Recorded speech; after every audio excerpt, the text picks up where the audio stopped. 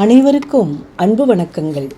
மல்லி சாம்ங்கிற இந்த சேனலில் அருளாளர்களின் அற்புத சரித்திரங்கள் சீரீஸில் குருவே சரணம்னு ஒவ்வொரு குருமார்கள் அருளாளர்களுடைய வரலாறு, அவர்கள் நமக்கு அருளிய அறிவுரைகள், வழிகாட்டுதல்கள் இதெல்லாம் பார்த்துட்டு வரோம். அந்த வகையில் பகவான் சத்யசாய் பாபாவின் நூற்றாண்டு விழா கொண்டாடப்படுற இந்த வேளையில் அவருடைய அற்புத சரிதத்தை திருமதி மைதிலி முத்துகிருஷ்ணன் அவர்களும் திருமதி உமா ரங்கநாயகி அவர்களும் உரையாடலாய் நம்மிடம் பகிர்ந்து கொண்டு வருகின்றனர். நேற்று முதல் பாகத்தில் அவரின் அற்புத அவதாரம், அவரது தெய்வீகத்தன்மைகள் இவற்றை பற்றி பார்த்தோம். இன்று தொடர்ந்து இரண்டாம் பாகத்தில் அவரது அவதார நோக்கங்களையும் சத்யசாய் ஆர்கனைசேஷன்ஸ் பற்றியும் அறிந்து கொள்வோம். மனித குலத்தை தர்ம வழியில் நடத்துவதே தன் அவதார நோக்கம் என்றும் மனிதர்களை துயரங்களிலிருந்து மீட்பதே தன் நோக்கம் என்றும் கூறினார். அவருடைய வேர்டிங்ஸில் என்ன சொல்லியிருக்காருன்னா, I have come to confirm each in his own faith so that a Christian becomes a better Christian, a Muslim becomes a better Muslim and a Hindu becomes a better Hindu. அதாவது அவரவர் தங்களுடைய மத நம்பிக்கையில் உறுதியாக இருப்பதற்கு உதவவே நான் வந்துள்ளேன். மதம் மாற வேண்டிய அவசியமே இல்லை. கோவிந்த போலோ கோபால போலோ ராம் ராம் போலோ ஹரி ராம் போலோ அல்லாஹ் சாயி யேசு நானக் ज़ोराष्ट्र महावीर बुद्ध नाम बोलो, गोविंद बोलो गोपाल बोलो, ये नाम सारे है जीवन सहारे, ये नाम सारे है जीवन सहारे, परमानंद के खोलते हैं द्वारे, परमानंद के खोलते हैं द्वारे, जो नाम चाहो नाम बोलो, जो नाम चाहो नाम बोलो, प्रेम से बोलो भाव से बोलो, प्रेम से बोलो भाव से बोलो, गोविंद बोलो கோபால போலோ. ஆமாம், அவர் மத மாற்றத்தை கேட்கல, மன மாற்றத்தை தான் அவர் விரும்பினர். அவர் சொல்கிறார், தன்னுடைய அவதாரத்தின் முக்கியமான நோக்கம் டிரான்ஸ்ஃபர்மேஷன் ஆஃப் த செல்ஃப், அதாவது மனிதன் உயர்மன மாற்றம் அடைய வேண்டும், அவன் தெய்வீகத்தை போய் அடையணும் அப்படின்னு சொல்கிறார்.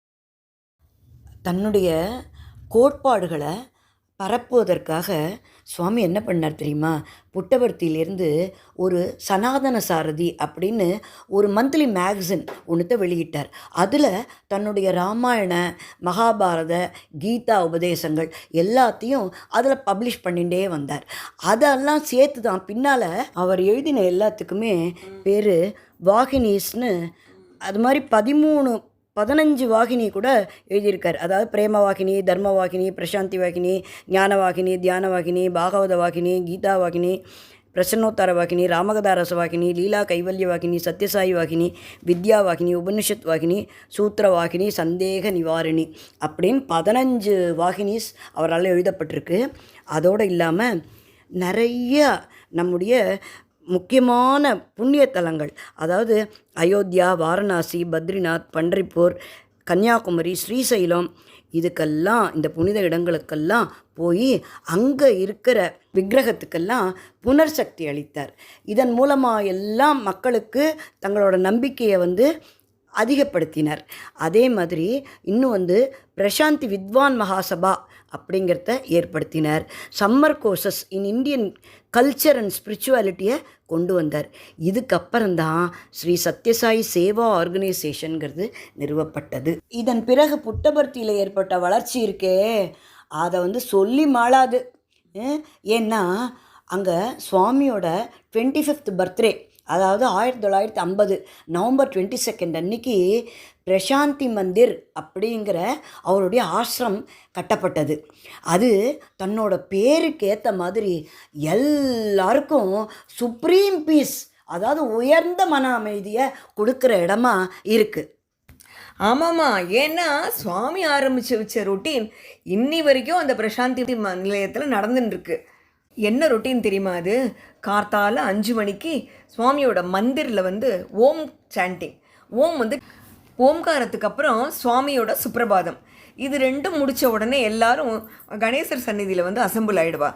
அங்கேருந்து நகர சங்கீர்த்தனம் ஆரம்பிக்கும். நகர சங்கீர்த்தனம்னா அந்த காலத்தில் பீதி பஜன்னு சொல்வாளே, அதுதான் நகர சங்கீர்த்தனம்ங்கிறது. நகர சங்கீர்த்தனம் இங்கேருந்து ஆரம்பிப்பா. எல்லா பஜன்ஸ் எல்லாம் பாடிண்டு வேதத்தை ஃபஸ்ட்டு சொல்லிவிட்டு பஜன்ஸ் பாடிண்டே அந்த பிரசாந்தி நிலையத்தையே அப்படியே சுற்றி வந்து கணேசர் சந்நிதியிலேயே முடிக்கிறது தான். அப்புறம் இன்னொன்று ஒரு ஸ்பெஷாலிட்டி என்னென்னா, புட்டபர்த்தியிலேயே லேடிஸும் ஜென்ஸும் எப்போயுமே எல்லா இடத்துலையும் அவளுக்கு வந்து சேர்ந்து போகிறதுக்கு அனுமதியே கிடையாது. உட்காரதும் தனித்தனியாக தான். ஷாப்பிங் காம்ப்ளெக்ஸுக்கு போகிறது கூட 2 பேருக்கும் தனித்தனி டைமிங்ஸ் தான். அதே மாதிரி இந்த நகர சங்கீர்த்தனையிலையும் ஃபஸ்ட்டு லேடிஸ் பாடிண்டே போவான். அப்புறம் அவளுக்கு அப்புறம் கொஞ்சம் நிறைய இடம் விட்டு டைமுக்கு அப்புறம் தான் ஜென்ஸ் பின்னாடி வருவாள். இதுதான் அங்கே எல்லா இடத்துலையுமே கடைபிடிக்கப்படுற ஒழுங்கு. இந்த நகர சங்கீர்த்தனால என்ன பெனிஃபிட் தெரியுமா? கால வேளையில், அதிகால வேளையில் நம்ம இந்த பஜன் பாடிண்டு போகிறது பாடுறவாளுக்கு மட்டும் இல்லாமல் கேட்குறவாளுக்கும் மனசுக்கு நிம்மதியும் சந்தோஷத்தையும் கொடுக்கும். அந்த சுற்றுப்புற அந்த இடத்தையே ஒரு நல்ல வைப்ரேஷன் ஏற்படும், பாசிட்டிவ் வைப்ரேஷன் ஏற்படும். அது ஒரு நல்ல இனிமையான அனுபவம். நகர சங்கீர்த்தன் முடித்த உடனே சுவாமி பூஜித்த விக்கிரகங்களுக்கு மந்திரில் வந்து அபிஷேகம்லாம் நடக்கும். இந்த அபிஷேகம் முடிஞ்ச உடனே பிரசாந்தி நிலையத்தில் குல்வந்த் ஹால்னு ஒரு ஹால் இருக்குது. அங்கே வந்து பஜன்ஸ் நடக்கும் 9லேருந்து 9:30 மணி வரைக்கும். கொஞ்சம் கூட கடிகாரம் முள்ளு கூட அங்கங்கே அசையாது. அப்படியெல்லாம் கார்த்தால வேத கோஷம் 8 மணிக்கு ஆரம்பிக்கும். அங்கே 8 மணி வேதம்லாம் முடிஞ்ச உடனே பஜன்ஸ் நடக்கும். 9:30 கார்த்தால ரொட்டீன் வந்து பிரசாந்தியில் முடியும். இது வந்து இன்னி வரைக்கும் ஒரு நாள் தவறாமல், ஒரு நிமிஷம் மாறாமல் இதெல்லாம் அதோட ரொட்டீன் இன்னி வரைக்கும் நடந்துட்டுருக்கு. இதுக்கப்புறம் என்னென்னா, ஈஸ்வரம்மா அந்த புட்டபர்த்தியில் வந்து ரொம்ப மருத்துவ வசதிக்கு மக்கள் ரொம்ப கஷ்டப்படுறாங்கன்ட்டுன்னு சுவாமிகிட்ட, நீ வந்து எனக்காக இதை பண்ணணும், ஒரு வந்து ஹாஸ்பிட்டல் கட்டணும், அப்புறம் அதே மாதிரி குழந்தைகள்லாம் ரொம்ப தூரம் போகிறா படிக்கிறதுக்கு, அதுக்காக ஒரு ஸ்கூலும் கட்டணும் அப்படின்னு சொன்னால், உடனே சுவாமி வந்து தன்னோட அம்மாவோடைய வேண்டுகோளை நிறைவேற்றுவதற்காக 1954 ஒரு ஜென்ரல் ஹாஸ்பிட்டலை அங்கே புட்டபர்த்தியில் ஆரம்பித்தார். அது முழுக்க இலவசம். அதோட இல்லை, ஒரு சின்ன கிராமம்தான், ஆனால் நவீன வசதிகளோட நவீன கருவிகளோட கூடிய ஒரு மருத்துவமனையாக அது இருக்குது. ஜென்ரல் ஹாஸ்பிட்டல் மட்டுமா இலவசம்? 1991 புட்டபர்த்தியில் ஒரு சூப்பர் ஸ்பெஷாலிட்டி ஹாஸ்பிட்டல்னு சுவாமி ஒன்று ஆரம்பித்தார். அதுவும் இலவச மருத்துவமனை தான். அது மட்டும் இல்லாமல் 2000 வந்து பெங்களூரில் இதே மாதிரி ஒரு சூப்பர் ஸ்பெஷாலிட்டி ஹாஸ்பிட்டல், பேருக்கு ஏற்ற மாதிரி எல்லாம் உலகத்தரம் வாய்ந்த ஹாஸ்பிட்டல்ஸ் ரெண்டுமே. அதுலேயும் எல்லாம் இலவசம். இலவசங்கிறது அதை பார்த்து நம்ம ஆச்சரியப்படுறோம், இவ்வளோ பெரிய ஹாஸ்பிட்டலில் எல்லாம் ஃப்ரீயாக கொடுக்குறாருன்னு. அதை விட ரொம்ப நம்ம வந்து வியக்கத்தக்கதாக இருந்தது என்னென்னா, அதை கட்டி முடித்த டைம் ஃப்ரேம். அதை வந்து பிளான் பண்ணி கொடுத்த அப்ராட்லேருந்து வர இன்ஜினியர்ஸ்லாம் இவ்வளோ பெரிய ஹாஸ்பிட்டலை கட்டுறதுக்கு 7 வருஷம் ஆகும்னு நினச்சிட்டு இருந்தா. சுவாமி 2 ஹாஸ்பிட்டலையும், ஒன்றா 9 மாதத்துலேயும், ஒன்றா 6 மாதத்துலேயும், அதுவும் புட்டபர்த்தியில் இருந்த ஹாஸ்பிட்டலை வெறும் 6 மாதத்தில் இந்த பிரமிக்க வைக்கிற அளவுக்கு பெரிய ஹாஸ்பிட்டலாக கட்டினது வந்து ஒரு சாதாரண மனுஷா செய்கிற வேலையே கிடையாது. ஆமாம்மா, இந்த பெரிய மருத்துவமனையில் எல்லா டிபார்ட்மெண்ட்டும் இருக்குது, ஆனால் ஒரே ஒரு டிபார்ட்மெண்ட் மட்டும் இல்லை. என்ன, சுவாமியோட ஹாஸ்பிட்டலில் ஒரு டிபார்ட்மெண்ட் இல்லையா? அது என்ன? அதுதான் பில்லிங் டிபார்ட்மெண்ட். ஈஸ்வரம்மாவோட வேண்டுகோள் பிரகாரம் சுவாமி ஸ்கூல்ஸ் காலேஜஸ்லாம் ஏற்படுத்தினார். அனந்தபூர்லேயும் கேர்ள்ஸுக்காக ஒரு தனி காலேஜ் ஏற்படுத்தினார். இதில் வந்து எஜுகேஷன்லாம் உலகத்தரம் வாய்ந்ததாக இருந்தது. அதனால் வெளி உலகத்தில் இந்த ஸ்கூல்லையும் காலேஜ்லேயும் படித்த ஸ்டூடெண்ட்ஸ்க்கு தனி மதிப்பு வெளி உலகத்தில் இருக்குது. ஆமாம், ஏன் தெரியுமா? இந்த வேல்யூ பேஸ்டு எஜுகேஷனாக இருக்கிறதுனால நான் கூட கேள்விப்பட்டிருக்கேன். என்னென்னா இந்த பெரிய பெரிய கம்பெனிஸ்லாம் நடத்துகிற இன்டர்வியூலலாம் இவாளோட பர்ஃபார்மன்ஸ் வந்து ரொம்ப நன்னா இருக்குது மற்றவாளை விட அப்படின்னு வேலைக்கு உடனே இவர்களை தேர்ந்தெடுக்கிறாங்களாம். 1960களில் பாபா ஸ்ரீ சத்யசாயி சேவா ஆர்கனைசேஷன்ஸை துவக்கினார். உலகம் முழுவதும் இன மத பேதமின்றி அனைத்து மக்களும் தன்னலமற்ற சேவை செய்வதற்கும் சத்திய தர்ம சாந்தி பிரேமை அஹிம்சை ஆகிய நற்பண்புகளை பின்பற்றி தங்களது ஆன்மீக முன்னேற்றத்தில் ஈடுபடச் செய்தார். வெகு விரைவிலேயே 126 நாடுகளில் சத்யசாயி சேவை மையங்கள் பிரசாந்தி நிலையத்தை தலைமையிடமாக கொண்டு செயல்பட ஆரம்பித்தன. சத்யசாயி சேவா ஆர்கனைசேஷன் சார்ட்டர்லேயே 9 நன்னடத்தை விதிகள் 9 பாயிண்ட் கோட் ஆஃப் காண்டக்ட் அதை சுவாமி ஏற்படுத்தினார். ஒரு லொக்காலிட்டிலையும் ஒரு சாய் சென்டர் ஆரம்பித்தாங்க. அதாவது அதை தான் சமித்தின்னு சொல்லுவோம். அதில் வந்து நீங்கள் மெம்பர் ஆகணுனாலே இந்த 9 பாயிண்ட் கோட் ஆஃப் காண்டக்டை நீ ஏற்றுக்கணும் அப்படின்னு வலியுறுத்தினாங்க. அந்த 9 கோட் ஆஃப் காண்டக்ட் என்னன்னு பார்க்கலாமா? அன்றாட தியானம், அதாவது ஜபம். குடும்பத்தில் இருக்கிற எல்லாரும் வாரத்துக்கு ஒரு தடவை பஜனை பண்ணணும். குடும்பத்தில் குழந்தைகள் அனைவரும் பால விகாஸ் நிகழ்ச்சிகளில் பங்கு கொள்ளணும். ஆர்கனைசேஷனோட சோஷியல் ஆக்டிவிட்டீஸ்லாமும் மற்ற வேறு ஏதான ப்ரோக்ராம்ஸ்லாம் அவள் நடத்தினான்னா அதில் இல்லாமல் நம்ம பார்ட்டேக் பண்ணணும். நம்ம சமிதியில் நாம் முன்னாடி நகர சங்கீர்த்தனை பற்றி சொன்னோம் இல்லையா? அது மாதிரி சமிதி லெவலில் அது நகர சங்கீர்த்தனம் நடந்தாலோ இல்லை பஜனையோ எதுவாக இருந்தாலும் அட்லீஸ்ட் மந்த்லி ஒன்ஸ் ஆனும் நீ கண்டிப்பாக அதில் பங்கு பெறணும். சாய் லிட்ரேச்சர் தவறாது படிக்கணும். அப்புறம் எல்லார்ட்டையும் சாஃப்டாக பேசணும். மற்றவர்களை பற்றி குறிப்பாக அவள் இல்லாத போது அவளை பற்றி குத்தங்குறை சொல்லப்படாது. அதுக்கப்புறம் ஆசைக்கு உச்ச உரம்பு, அதாவது சீலிங் ஆன் டிசையர்ஸ் அப்படிங்கிறத நம்ம லைஃப்பில் எல்லோரும் கடைபிடிக்கணும். அதனால் நம்ம சீலிங் ஆன் டிசையர்ஸ்னால என்ன செலவை குறைஞ்சிரும். நமக்கு ஒரு சீலிங் வச்சுட்டோன்னா அப்போ அதனால் வர சேமிப்பை வந்து நம்ம சொசைட்டிக்காக பயன்படுத்தணும். ஆஹா, எவ்வளவு நன்னா இருக்குது. நம்மளுடைய தினப்படி ஒரு வாழ்க்கையை ஒரு ஆன்மீக வாழ்க்கையாக மாற்றி எவ்வளோ அழகாக ஒழுங்குபடுத்தி கொடுத்துருக்கார் இல்லை? இந்த சமிதிக்கு வர உறுப்பினர்கள்லாம் ஒருத்தர் ஒரு மாதிரி இருப்பான். ஒருத்தருக்கு ஒரு விதத்தில் இன்ட்ரெஸ்ட் இருக்கலாம், திறமை இருக்கலாம். வரவா எல்லாருக்கும் சில பேருக்கு வந்து என்னவா இருக்கலாம், பஜன் பாடுறதுல ரொம்ப திறமையானவளாக இருப்பான். சில பேர் சாய் லிட்ரேச்சர் படிக்கலாம், இல்லை படிப்பில் அவளுக்கு இன்ட்ரெஸ்ட் இருக்கலாம், எதையானு படித்து தெரிஞ்சுக்கணும் அப்படின்னு ஆர்வம் இருக்கும். சில பேருக்கு பொறுத்தையாருக்கு ஹெல்ப் பண்ணுறதுல தான் ரொம்ப ஆசை ஆர்வம் இருக்கும்.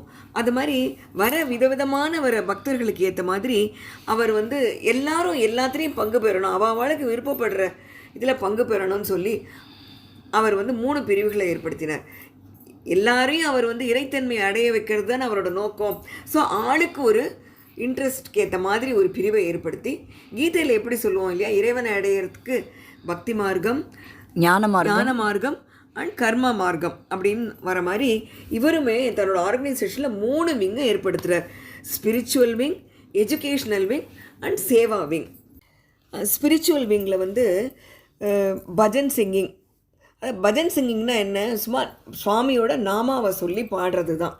இந்த நாம சங்கீர்த்தனம்ங்கிறது தான் இறைவனை அடையிறதுக்கு ஒரு மிகச்சிறந்த வழி. ஏன்னா அந்த காலத்தில் தான், மற்ற யுகத்திலலாம் வந்து நம்ம என்ன பண்ணணும், யாகம் பண்ணணும், யஜ்ஞம் பண்ணணும்.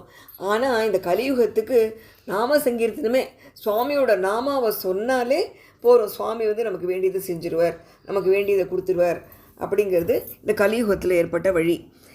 இப்போ சுவாமியோட ஆர்கனைசேஷனில் ஸ்பிரிச்சுவல் விங்கில் என்ன பண்ணுவான்னா, இது மாதிரி பஜன் பாடுறது, குரூப் சிங்கிங் பாடுற போது அந்த சுற்றி இருக்கிற இடத்துலாம் நல்ல வைப்ரேஷன்ஸ் கிடைக்கும். அப்புறம் எல்லோரும் சேர்ந்து பாடுறதுனால இறைவனை நோக்கி நம்ம நல்ல மனசை ஒருமுகப்படுத்தி கொண்டு போக முடியும் அப்படிங்கிறது, அதனால இந்த பஜன்கிறது ஏற்பட்டது. அப்புறம் அதை தவிர ஜோதி மெடிடேஷன் அதெல்லாமும் இந்த ஸ்பிரிச்சுவல் விங்கில் சமிதி லெவலில் எல்லாமே பண்ணுவாள். மெடிடேஷன் பண்ணுறது, அப்புறம் வந்து ஸ்டடி சர்க்கிள் வச்சு எல்லாத்தையும் விவாதித்து எல்லாத்தையும் பொறுத்தையாக இருக்குது நல்ல சத் விஷயங்களை வந்து புரிய வச்சுக்கிறது, இதெல்லாமும் அந்த ஸ்பிரிச்சுவல் விங்கில் நடக்கும். சுவாமி தன்னோட அவதார நோக்கங்களில் வேதத்தை போஷிக்கிறது ஒன்றுன்னு சொல்லியிருக்கார். வேதம் ஒரு தனி குலத்தையோ மதத்தையோ சார்ந்ததில்லை, மனித இனத்துக்கே சொந்தமானது. ஒரு குழந்தை தாய்ப்பாடும் தாலாட்டில் தூங்குறது, அதுக்கு தாலாட்டில் இருக்கிற அர்த்தமோ வார்த்தைகளோ தெரியாது. அது தன்னோட தாயோட குரலில் இருக்கிற அன்பிலையும் அதில் இருக்கிற ஒரு ரிதம், ஒரு ராகத்திலையும் தான் அது தூங்குறது. அது மாதிரி தான் வேதங்களோட அர்த்தத்தை புரிஞ்சுக்கலாம்னு நம்ம சரியான உச்சரிப்போடையும் ஏற்ற இறக்கங்களோடையும் மனசில் பக்தியோடையும் சாண்ட் செய்கிற போது பாசிட்டிவ் வைப்ரேஷன் உருவாகுது. சாண்ட் செய்கிறதுனால மனசு தூய்மையாயிருது, நம்மளோட கர்ம வினைகள் கூட நீங்கிறதுங்கிறான். நம்ம கண்ணுக்கு புலப்படாத எதிரிகளும் அழுகிறார்கள். வேதா சாண்டிங்கில் ஒரு பகுதியாக கிருஷ்ண யஜுர்வேதத்தின் முக்கியமான பகுதியாகிய ஸ்ரீ ருத்ரத்தை சுவாமி எல்லோரும் கற்கணும்னு வலியுறுத்துகிறார். சாய் ஆர்கனைசேஷனில் ஸ்ரீ ருத்ரம் பஞ்சபூத ஸ்தலங்கள்லேயும் 12 ஜோதிர்லிங்க ஸ்தலங்களையும் 11 முறை ஏகாதச ருத்ரமாக சாய் என்பவர்களால் சாண்ட் செய்யப்பட்டது. நம்ம எஜுகேஷன் விங்கை பற்றி பார்க்குற போது சுவாமிக்கும் அந்த குழந்தைகளுக்கும் இருக்கிற தொடர்பை பற்றி சொல்லாமல் இருக்கவே முடியாது. அவர் நிறைய யூனிவர்சிட்டி அவர் ஏற்படுத்தியிருக்கார். பெங்களூர்லேயும் அது மாதிரி பிரசாந்திலையும் புட்டபர்த்திலையும் யூனிவர்சிட்டி இருக்குது. அங்கே படிக்கிற குழந்தைகள்லாம் ஹாஸ்டலில் தான் தங்கி படிக்கணும். சுவாமி மேலே அவளுக்கெல்லாம் ஒரு பிரேமை, அப்படியே சுவாமிக்கும் அவளை தன்னோட உயிராக அவளை நேசிச்சு. ஒரு தடவை அவளுக்கு ஹாஸ்டலுக்கு இடம் போகாமல் இருந்தது குழந்தைகளுக்கு. சுவாமிக்கு ரொம்ப பாவம், தான் குழந்தைகள் சரியாக இருக்க இடம் இல்லாமல் ரொம்ப நெருக்கடியாக இருக்க வேண்டியிருக்கே அப்படின்னு உடனே ஆர்கிடெக்ட்ஸ்லாம் கூப்பிட்டு இந்த கொஞ்சம் தள்ளி நம்ம அவர் அந்த ஆசிரமத்துக்குள்ளேயே இருந்த ஹாஸ்டலை கொஞ்சம் தள்ளி நிறைய இடம் இருக்கிற இடத்துல மாற்றினாக்க பெருசாக கட்டி கொடுக்கலாமே நினச்சி எல்லாம் பிளான்லாம் போட்டா. அதை குழந்தைகள்கிட்ட சொன்ன உடனே எல்லாரும் முடியவே முடியாது சுவாமி, எங்கே அப்படியே நாங்கள் உன்னை விட்டுட்டு உன்னோட ஆசிரமம் இங்கே இருக்கோம், எங்களோட ஹாஸ்டல் ஏதோ இடத்துல தள்ளி இருந்தால் அதை எங்களால் தாங்கிக்க முடியாது. நீங்கள் அப்படி ஆசைப்பட்டீங்கன்னா நீங்களும் நீங்கள் தங்குற இடத்தையும் எங்களோட ஹாஸ்டலுக்கு பக்கத்துலேயே தங்கணும் அப்படிங்கிற மாதிரி சொல்லிட்டா. அதனால் இன்றைக்கும் அந்த குழந்தைகளோட ஹாஸ்டல் பிருந்தாவன் ஆசிரம்குள்ளேயே இருக்குது. சுவாமியும் ஸ்டூடெண்ட்ஸும் ஒருத்தருக்கு ஒருத்தர் மேலே வச்சுருக்கிற பிரேமையை பார்க்குற போது நமக்கு அவள் தான் இந்த யுகத்து கிருஷ்ணரும் கோபிகைகளோ அப்படின்னு தோன்றுறது. சுவாமி தன்னோட ஸ்டூடெண்ட்ஸுக்கு வெறும் ஏட்டுக்கல்வியை மட்டும் கொடுக்கல, ஆன்மீக கல்வியும் சேர்த்து கொடுத்தார். அதனால் அந்த ஆன்மீக கல்வியை பயின்றதுனால இந்த ஸ்டூடெண்ட்ஸ்லாம் எந்த சூழ்நிலையும் நிதானத்துடனும் சரியாக கையாளக்கூடிய திறனோடு இருக்கிறார். साई हमारा हम साई के ऐसा प्रेम हमारा, साई हमारा हम साई के ऐसा प्रेम हमारा, साई राम हमारा, साई राम हमारा, साई राम हमारा, साई राम हमारा। सत्य साई है नाम तुम्हारा, शिरडी साई अवतारा, हिंदू मुस्लिम सिख ईसाई सबका पालनहारा, साई राम हमारा, साई राम हमारा, साई राम हमारा, साई राम हमारा, साई हमारा हम साई के ऐसा प्रेम हमारा। சத்யசாய் ஆர்கனைசேஷனில் எஜுகேஷ்னல் விங் அப்படின்னு நம்ம எடுத்துட்டோம்னா முதல்ல வர்றது பால் விகாஸ், அதுக்கு அடுத்தபடியாக எஜுகேர், அதுக்கப்புறம் பேரண்டிங். இந்த 3 ரொம்ப முக்கியமானது. ஏன்னா இப்போ பால் விகாஸ் அப்படின்னாக்க என்னென்னா ப்ளூமிங் ஆஃப் த சைல்டு, அதாவது ஒரு குழந்தை எப்படி பூ மலர்றதோ அந்த மாதிரி அதனோட ஆன்மீக வளர்ச்சி, அதைத்தான் இந்த பால் விகாஸ்ங்கிறது கொடுக்கறது. ஒரு தெளிந்த தூய்மையான மனசாட்சியுடைய இளைய சமுதாயத்தினரை உருவாக்குவது தான் பாலவிகாஸின் முக்கிய குறிக்கோள். ஆமாம், ஏன்னா இன்றைய கல்வியை நம்ம பார்க்குறோம், அதனோட அடிப்படை என்னவாக இருக்குது? ஒரு உலகியல் அறிவுங்கிறத நிறையா கொடுக்கறது. ஆனால் நமக்கு ஒரு ஆடம்பரமான வாழ்க்கை வேணும் அப்படிங்கிறது தான் அதனோட ஒரு முக்கியமான நோக்கமாக தெரியறது இல்லையா? அப்படி இருக்கும் பொழுது எப்படி ஒரு நல்ல சமுதாயத்தை கொடுக்க முடியும்? சுவாமி சொல்கிறார், end of education is character, end of knowledge is love.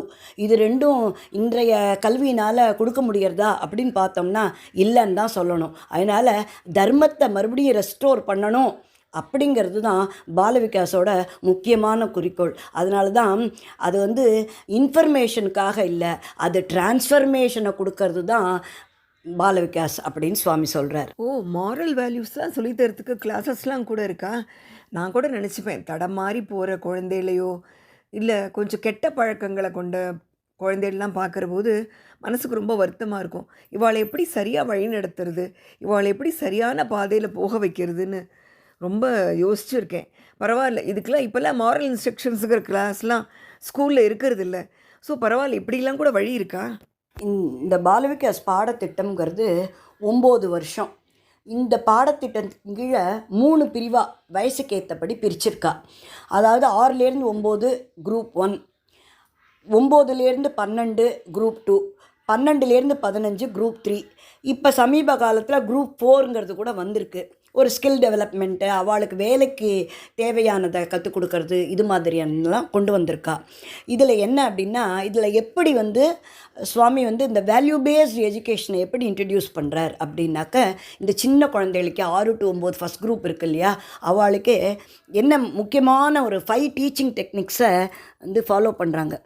என்ன டீச்சிங் டெக்னிக்ஸ் அப்படின்னு பார்த்தோம்னா, first story telling, silent sitting, அதுக்கப்புறம் வந்து ப்ரேயர், அப்புறம் குரூப் சிங்கிங், அப்புறம் குரூப் ஆக்டிவிட்டி. இதுதான், அதாவது கதைகள் மூலமாகவே குழந்தைகளுக்கு எல்லா வேல்யூஸையும் கொடுக்கறது அப்படிங்கிறது.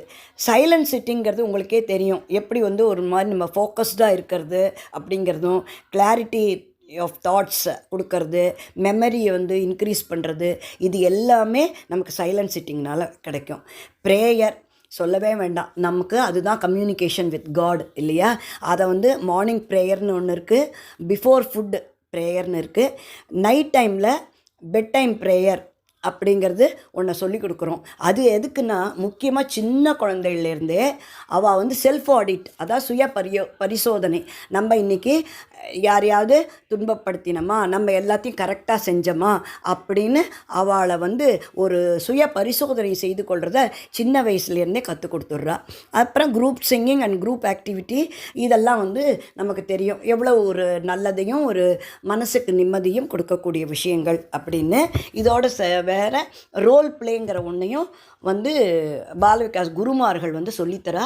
இந்த குருமார்களுக்கெல்லாம் ஒரு பயிற்சி திட்டம்ங்கிறதும் இருக்குது. அவளுக்கு ட்ரைனிங் கொடுத்து தான் குழந்தைகளுக்கு வந்து சொல்லித்தரா.